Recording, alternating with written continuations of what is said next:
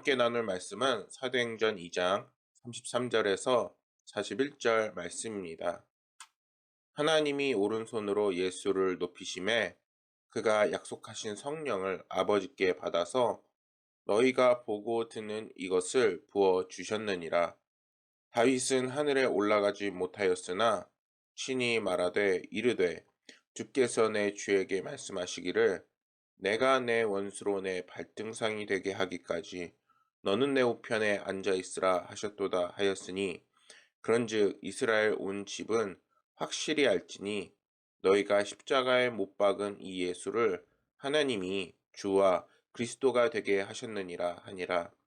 그들이 이 말을 듣고 마음에 찔려 베드로와 다른 사도들에게 물어 이르되 형제들아 우리가 어찌할꼬 하거늘 베드로가 이르되 너희가 회개하여 각각 예수 그리스도의 이름으로 세례를 받고 죄 사함을 받으라. 그리하면 성령의 선물을 받으리니 이 약속은 너희와 너희 자녀와 모든 먼데 사람 곧 주 우리 하나님이 얼마든지 부르시는 자들에게 하신 것이라 하고 또 여러 말로 확증하며 권하여 이르되 너희가 이 패역한 세대에서 구원을 받으라 하니 이 말을 받은 사람들은 세례를 받음에 이 날의 신도의 수가 3천이나 더하더라. 아멘. 오늘은 사도행전 2장의 말씀을 통해서 성령의 역사하심이라는 제목으로 말씀을 나누고자 합니다. 사도행전 1장과 2장의 말씀에서는 이제 초대교회가 세워지는 예루살렘 초대교회가 세워지는 그 과정의 말씀을 우리에게 증거하고 있습니다. 사도들과 베드로는 이제 유대인과 예루살렘에 있는 모든 사람들 앞에서 당당하게 복음을 증거하게 됩니다. 베드로는 이때 성령이 충만해져서 그들 앞에서 설교를 하게 됩니다. 그 설교를 들은 사람들은 그 마음에 막 감동이 일어나게 되는 거예요. 그리고 그 감동을 받은 사람들은 그 말씀의 나를 비추어 보아 자신이 죄인이라는 것을 깨닫게 됩니다. 그리고 나서 이렇게 이야기합니다. 우리가 어찌해야 할꼬 이렇게 이야기하는 것입니다. 자신들의 죄를 깨닫자 이제는 탄식을 하고 있는 것이죠. 이러한 사람들에게 베드로는 계속해서 회개하라 이렇게 이야기하며 죄사함을 받을 것을 설교하고 그 설교를 믿고 받아들인 사람들이 무려 3,000명이라 라고 성경은 우리에게 이야기하고 있습니다. 33절 말씀을 보면은 하나님이 오른손으로 예수를 높이심에 그가 약속하신 성령을 아버지께 받아서 너희가 보고 듣는 이것을 부어주셨느니라 라고 성경은 말씀합니다. 이 말씀은 예수님께서 죽음을 이기시고 이제는 부활 승천하셔서 그 보좌 위에 오르신 주님께서 무엇을 보내주셨다는 것이죠? 바로 성령을 보내주셨다는 것입니다. 하나님께서 보내주신 것도 맞지만 성경에서는 분명하게 주님이 승천하시고 그분이 보내주셨다라고 말씀하고 있어요. 요한복음 14장 16절 말씀을 보면은 내가 아버지께 구하겠으니 그가 또 다른 보혜사를 너희에게 주사 영원토록 너희와 함께 있게 하리니 라고 이렇게 말씀합니다. 예수님께서는 성령을 보내주셨다는 것을 성경에서 끊임없이 말하고 있다는 것이죠. 사도행전 2장 13절 말씀을 보면은 유대인들은 성령 충만했던 마가의 다락방 그 그리스도인들을 향해서 이렇게 비유적으로 이야기합니다. 새 술에 취하였다라고 이야기합니다. 이게 어떤 의미일까요? 그 사람들이 성령 충만함을 받자 술 취한 사람처럼 보였다는 거예요. 그러니까 우리가 만약에 성령 충만해지면 어떤 모습으로 사람들한테 보여줘야 할까요? 보여지는 것이 아니라 자연스럽게 술 취한 사람처럼 보이는 거예요. 그러니까 우리가 자꾸 예수님 믿는데 정상인처럼 예수님 믿으면은 정상인처럼 막 이성적이게 되고 막 이렇게 된다. 이거 아닌 거예요. 예수님을 믿으면은 성령 충만해져서 이제는 하나님의 은혜로 기쁨으로 증거하면서 아주 힘있게 살아나가게 되는 것입니다. 그렇기 때문에 우리는 성령 충만함을 받고 때로는 정말 하나님께서 주시는 사랑과 은혜 가운데 살아나갈 수 있어야 하는 것입니다. 그러나 이 모든 것들을 이제는 하나님께서는 예수 그리스도의 이름으로 그리고 이제는 우리가 주님 앞에서 진실하게 나아갈 때에 주신다라고 오늘 말씀에서는 말하고 있는 것입니다. 34절에서 36절 말씀에서는 33절의 말씀에 이어서 예수님께서 이 땅에 오실 때 그 누구보다도 겸손하게 오셨지만 이제는 십자가에 달려 돌아가시고 부활하시고 승천하셔서는 그 어떤 누구도 그 예수님의 그 권세를 넘을 수 없다라고 분명하게 말씀하십니다. 빌립보서 2장 10절 말씀에서는 이렇게 말씀하는데 하늘에 있는 자들과 땅에 있는 자들과 땅 아래에 있는 자들로 모든 무릎을 예수의 이름에 꿇게 하시고 이렇게 말씀합니다. 누구의 이름으로? 예수의 이름으로. 그러니까 성령님의 그 은혜를 받기 위해서는 우리가 누구를 바라봐야 되냐? 오직 예수를 바라봐야 되는 거예요. 예수 그리스도를 바라볼 때에 이제는 우리가 정말 예수 그리스도의 제자가 되어 이제 성령을 받고 은혜를 받고 주님을 닮아나가는 삶이 된다는 거예요.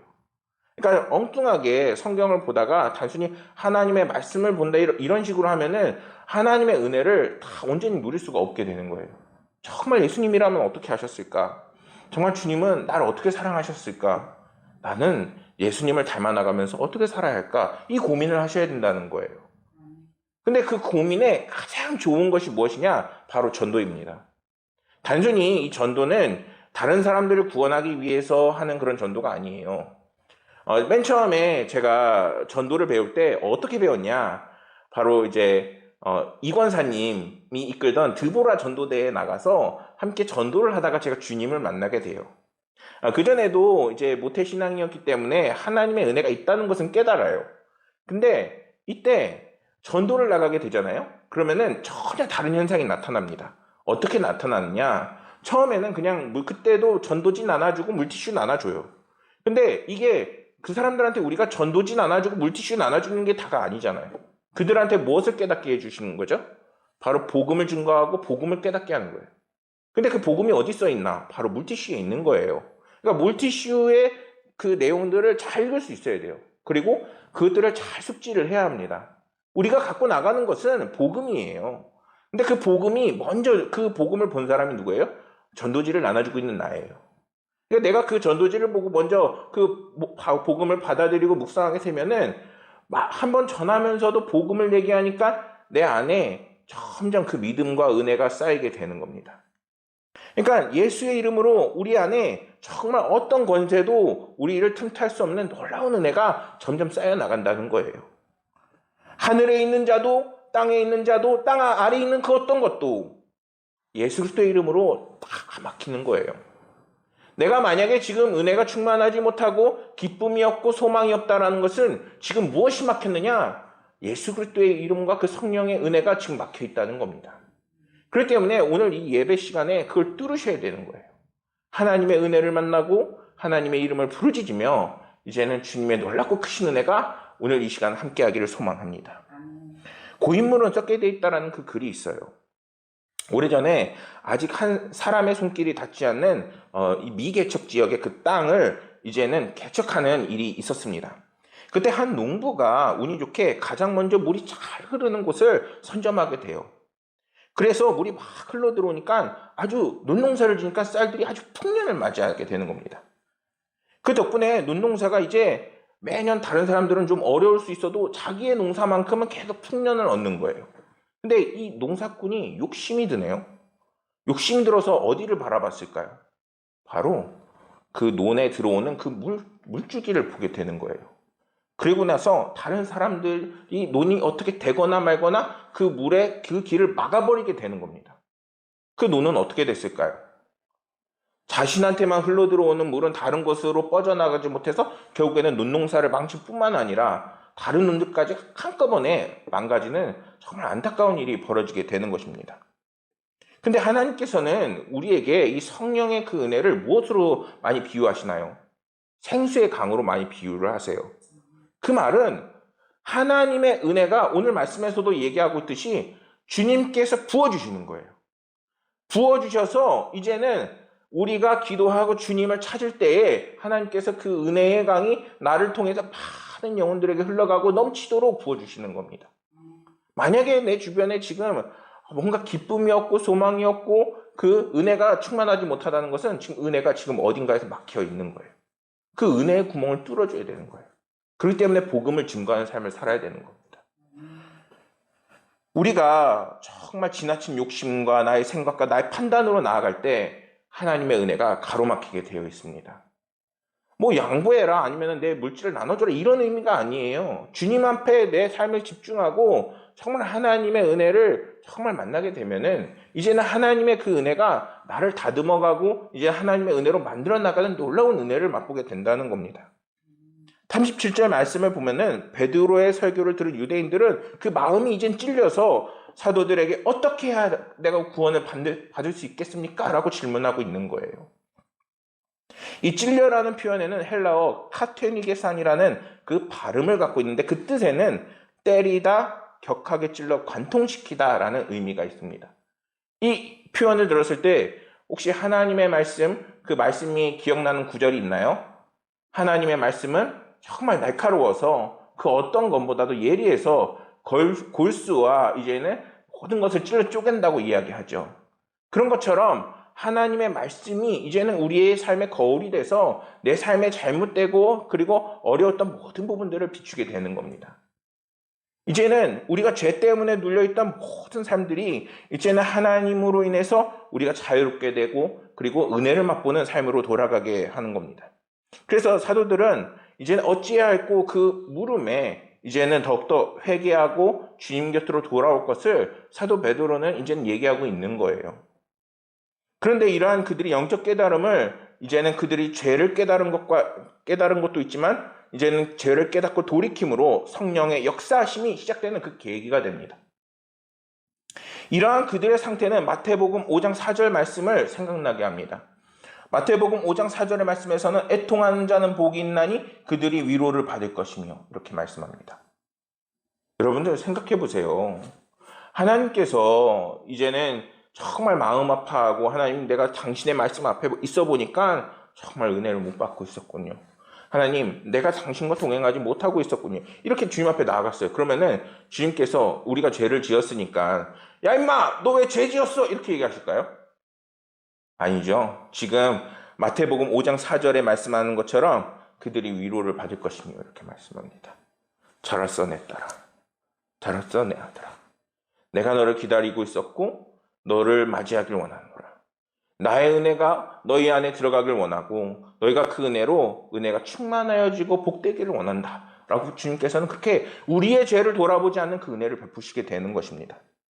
하나님께서는 자신의 죄를 깨닫고 울부짖는 자들에게 반드시 그 긍휼을 베푸시고 보듬어 주십니다. 이때 주님이 주시는 은혜에는 구원이 있고 그 다음에 다음이 있는 미래가 있는 새 소망을 주시게 되어 있는 것입니다.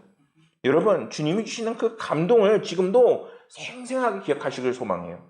각자의 인생이 다 다르죠. 저는 이제 중학교 때 주님을 깊이 만난 적이 있어요. 그 감동이 지금까지 이어져 올까요? 그 감동이 이어져 오긴 해도 그게 뚜렷하지가 않아요. 그러면 우리가 어떻게 해야 될까요? 하나님의 은혜가 매 순간 이어질 수 있도록 계속 주님을 만나는 삶이 돼야 되는 겁니다. 그래야 그 은혜가 계속 이어지는 거예요. 근데 그 은혜가 이어지지 않게 되면 어떻게 되느냐? 이제는 주님의 그 은혜가 단절이 되어지게 되는 것이고 메마른 삶처럼 정말 메마른 그 땅처럼 쩍쩍 갈라지게 되는 겁니다. 그렇기 때문에 여러분 우리는 주님이 주시는 구원, 주님이 주시는 감격, 그리고 천국의 소망을 잃어버려서는 안 되는 거예요. 그리고 이제는 주님을 더욱더 가까이 하고 주님을 의지할 때에 주님께서는 성령을 부어주셔서 우리를 정말 촉촉하게 은혜 넘치게 그리고 우리를 그러한 상태로 이끌어 가시게 되는 것입니다. 38절 말씀에서는 우리가 어떻게 하면 성령을 선물로 받을 수 있는지를 분명하게 알려주십니다. 가장 먼저 뭐라고 말씀하시나요? 아까 얘기했듯이 계속해서 회개하라 라고 베드로는 이야기하고 있습니다. 주님 앞에서 우리의 죄를 이제는 마주하고 그리고 고백함으로 삶을 돌이켜서 이제는 주님을 떠나왔던 우리의 모습을 이제는 돌이키는 겁니다. 성도는 세상에서 끊임없이 살아갑니다. 세상은 어떤 곳인가요? 세상은 우리가 믿음을 지키고 또한 복음을 증거하고 또한 이제는 하나님의 말씀을 따라 이제는 그것을 들고 나아가는 우리의 전장터입니다. 근데 그 전장터에서 마음이 약해져요. 전사들이. 마음이 약해지고 믿음이 흔들리고 또한 그 삶에 자꾸 넘어지고 거기에 낙심하고 절망하고 이렇게 되면은 그 전사들은 어떻게 될까요? 싸울 수 있을까요? 못 싸워요.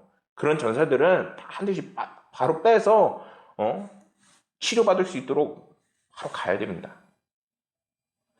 우리들은 세상의 전쟁터와 같은 세상에서 살아가고 있습니다. 그것은 죄를 사랑하고 하나님의 말씀을 싫어하고 우리가 하나님의 말씀을 떠나 세상의 흐름대로 살아가게끔 끊임없이 유혹합니다. 그렇기 때문에 그리스도인들은 세상 속에서 믿음을 지킬 수 있도록 주여 나와 동행하여 주옵소서. 주여 주님께서 죽음을 이기시고 살아나신 것처럼 나를 승리하게 하옵소서 하는 그 믿음이 있어야 되는 거예요.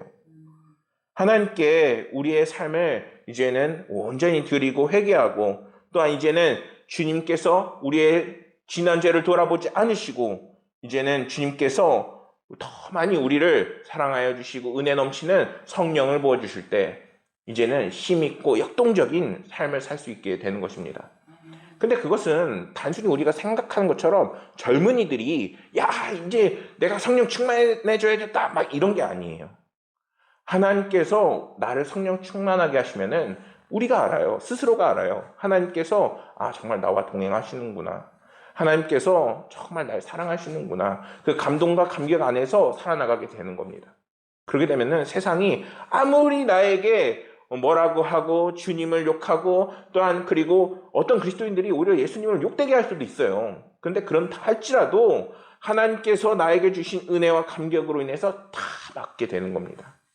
사랑하는 여러분, 이제는 예수 그리스도의 제자가 되어 그리고 더욱더 성령 충만하게 되어 이제는 더욱더 하나님의 그 은혜를 따라 살아나가는 모든 성도님들이 되시기를 소망합니다. 그리고 이 다음에서는 이제는 예수 그리스도의 이름으로 살아가라고 이야기합니다. 예수 그리스도의 이름으로 뭘 받으라? 세례를 받으라. 근데 단순히 이것은 세례에서 끝나는 문제가 아니에요. 아까 제가 서두에 말씀드렸듯이 이제는 우리가 세례를 받고 예수 그리스도의 제자가 된다는 삶을 살아나갔으면은 우리가 무엇이다? 예수님의 제자다.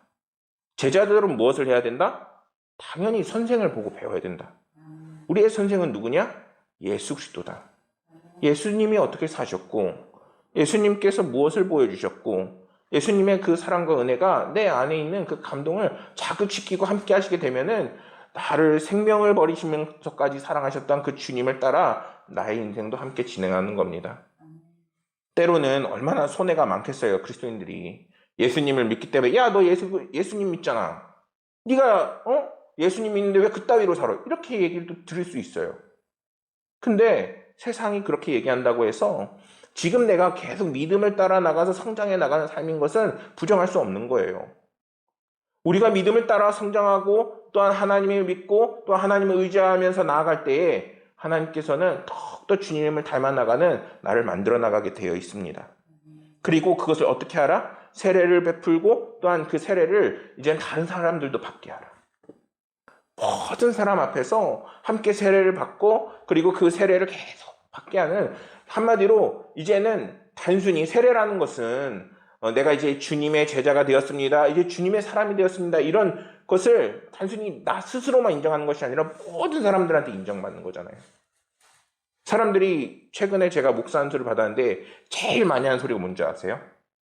목사답게 행동하래요. 그럼 우리는 가장 기본적인 걸 어떻게 살아야 되죠? 그리스도인답게 살아야 되는 거예요. 단순히 착하게 살라 이런 게 아니에요. 지금 누차 얘기하고 있다는 때로는 회개를 하고 때로는 예수님의 제자로 살아나가고 그리고 모든 사람 앞에서 복음을 증거하는 삶을 살아야 된다는 거예요. 그럴 때 하나님께서는 이제는 우리의 각자의 신앙의 마음에 오셔서 이제는 우리를 감동시키시고 성령을 부어주심으로 더욱더 예수님을 닮아나가고 성령 복음과 은혜를 증거할 수 있는 삶으로 이끄시게 되어 있는 것입니다.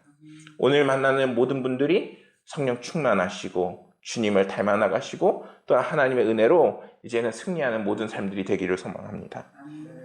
39절 말씀을 보면은 이 약속은 너희와 너희 자녀와 모든 먼데 사람 곧 우리 하나님이 얼마든지 부르시는 자들에게 하신 것이라 라고 성경은 말씀합니다. 여기서 이 약속은 38절에 나오는 말씀이에요. 그곳에서 약속된 선지자를 통해서 이제는 믿는 자들에게 성령을 주시겠다라는 것입니다. 무엇을 주시겠다? 성령을 주시겠다. 여러분들 이 성령이 값없이 주는 것이지만 이 세상 그 어떤 것보다도 가장 가치 있는 선물임을 깨달으셔야 돼요. 우리가 이 말씀을 좀 더 깊이 묵상해 봐야 합니다. 성령을 받는다는 것은 이제 하나님께서 이제 우리와 함께 살아가시고 인도하시고 구원에 이르게 하신다는 거예요. 단순히 내가 성령 받았어 이게 끝이 아니라는 거예요. 나의 삶에 막혀 있을 때에는 길을 열어주시고, 때로는 답답할 때는 위로를 해주시고, 때로는 하나님 앞에 응답을 구할 때는 응답을 해주시고, 때로는 천사를 보내주시고, 나를 구원에 이르기까지 나의 삶의 모든 부분을 책임지신다는 거예요. 이제는 100세 시대잖아요. 100세 시대 그 끝날까지 주님께서 나와 함께 하신다는 거예요. 요엘서 2장 28절에 보면은 근데 이 성령과 그 은혜가 얼마나 큰지를 말씀하세요. 이 성령을 얼마만큼 부어주시냐? 만민에게 부어주신다 말씀하세요. 그 말은 복음을 듣고 믿는 모든 자들은 이런 하나님의 놀랍고 크신 은혜를 반드시 받는다는 거예요. 근데 사실 우리가 지금 이렇게 돌아보면은 많은 자리가 비어 있잖아요. 그들이 왜 하나님을 모를까요? 간단해요. 우리의 마음에, 그들의 마음에 뭐가 없는 거죠?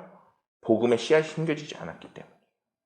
복음의 씨앗이 심겨지고 주님을 만나게 되면은 하나님께서 그 만민에게 부어주시는 그 은혜의 성령이 임하게 되는 것입니다.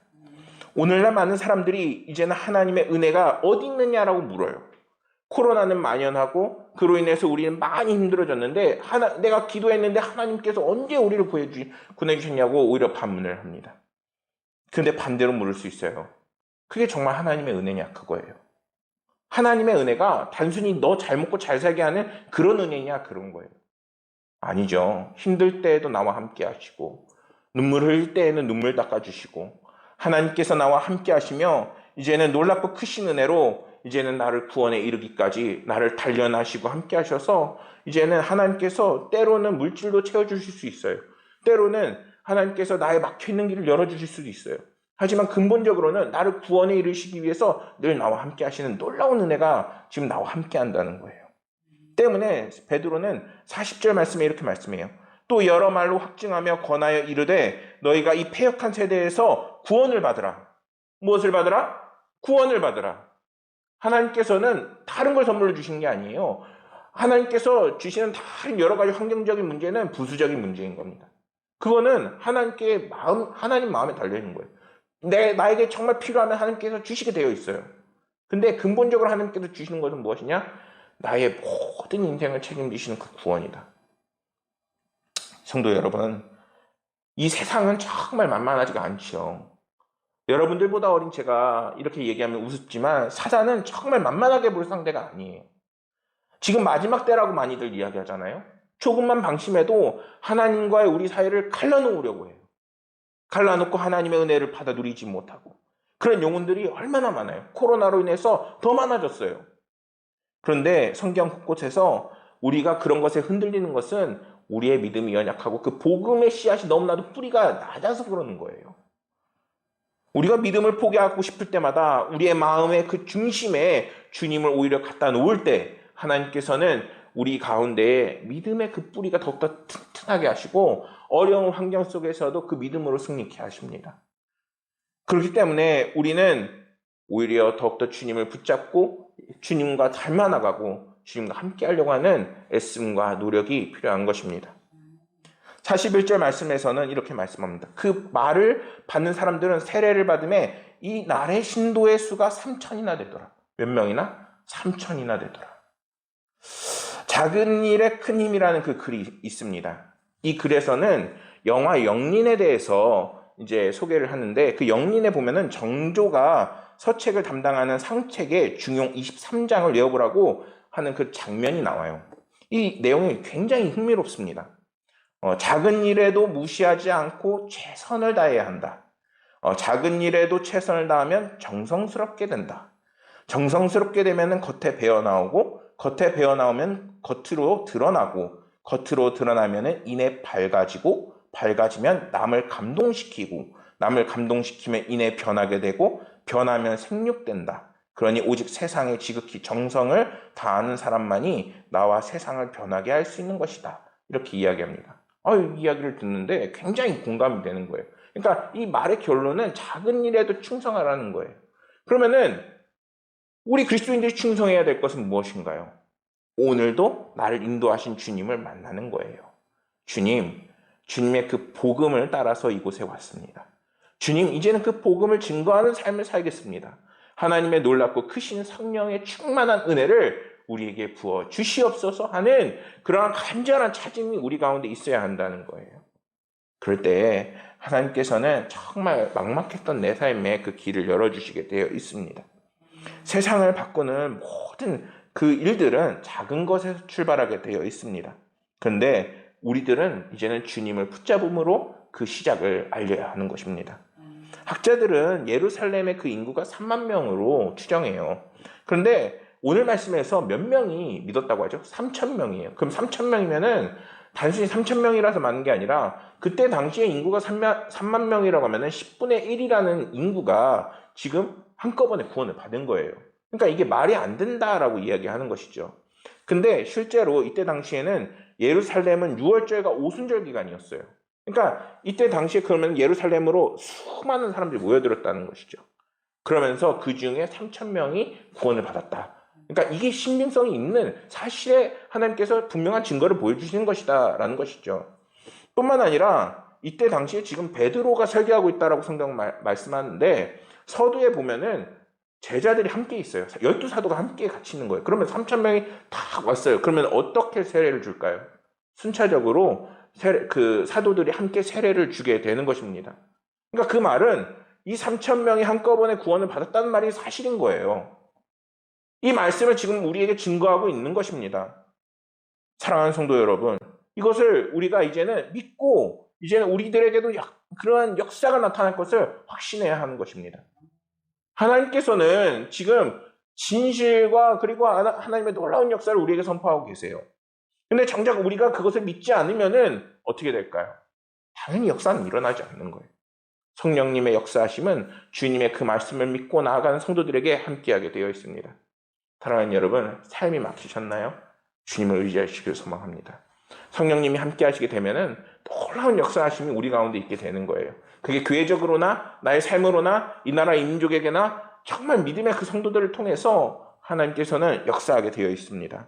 이제는 성령님의 역사하심을 기대하시고 이제는 의지하시고 때로는 회개하시고 때로는 복음을 따라 증거하셔서 이제는 하나님의 왕같은 제사장 그리고 놀라운 성령의 역사가 우리의 삶에 일어나는 놀라운 은혜를 맛보는 저와 여러분들이 되기를 간절히 소망하겠습니다. 기도하겠습니다. 은혜가 풍성하신 아버지 하나님, 오늘 주님께서 우리에게 역사하시고 또한 놀라운 은혜를 부어주시고 또한 함께 하실 것을 나누었습니다. 아버지 하나님, 믿음이 연약해서 세상에서 때가 묻어서 그리고 아버지 하나님을 온전히 따르지 못해서 육신이 연약해서 아버지 하나님을 외면할 때가 많았습니다. 그러나 주여, 이제는 주님의 그 성령이 우리 가운데 함께 하셔서 비록 연약하고 부족한 우리지만 그 모든 부분들을 만져주시고 하나님의 놀라운 은혜를 저희 가운데 부어주시옵소서. 하나님께서 우리의 삶에 모든 막혀있던 부분들을 여시고 또한 놀라운 역사를 펼쳐가실 것을 믿으며 모든 말씀 우리 구주 예수 그리스도 이름으로 기도드렸습니다. 아멘.